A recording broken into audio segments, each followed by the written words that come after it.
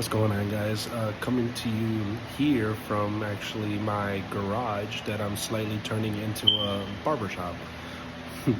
But for my Proverbs 3 reflection, I think there's about 6 different keys in there specifically alone that we can glean from and how it relates to wisdom in every aspect of our life. But before I get there, I want to share a little quick story that happened to me today when I was actually, you know, getting my cut.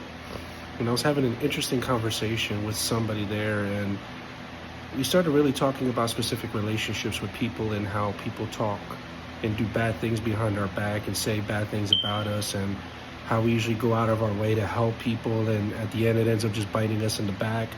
And the individual that I was speaking with was just like, you know what, forget them. He was really using other language, but saying in a nutshell, saying forget them. I'm not going to go the extra mile for them. If they're not going to look out for me, I'm not going to look out for them. And just, it was an interesting aspect of how, offense can get in our lifestyle at times and really ruin the favor of God and man in our lives and how we deal with each other. Because in chapter 3 of Proverbs, which we talk about as the rewards of wisdom, and we know from chapter 1 and 2 how when we seek wisdom, it's about how we treat others and how we view them in the image of God, because our problems are not against other people. At times, and I'm not going to be the one to go and say in spirits and stuff, but most of the time it's how spirits are operating in people that's our problem. Our problem is, our battle is not against flesh and blood, but against principalities and the powers of darkness that influence individuals.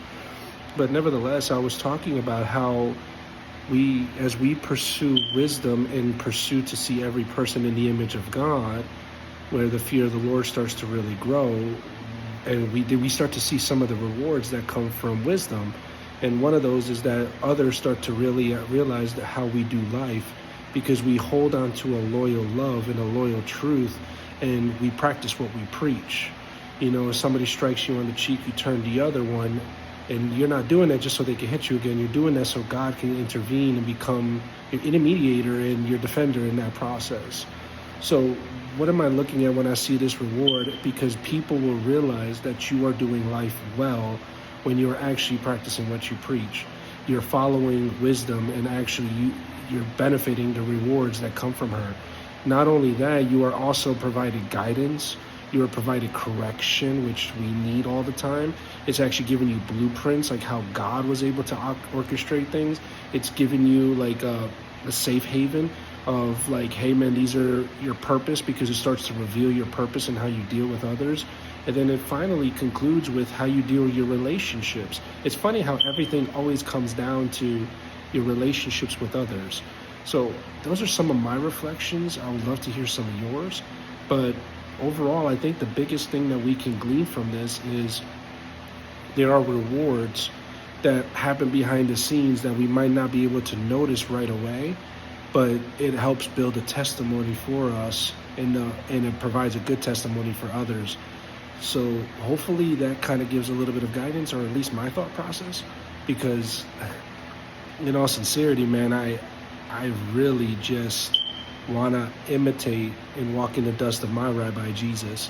And it's funny how the Bible, specifically in the Gospels, say that he grew in stature and in favor with both God and man. And chapter 3 is a big exclusive insight into how Jesus would have modeled his life on earth, and how he treated others, and how he represented the Lord and everything, the Father, and everything that he's done. So I'd love to hear your insight. Please tell me, let me know. And yeah, we'll go from there. Love ya.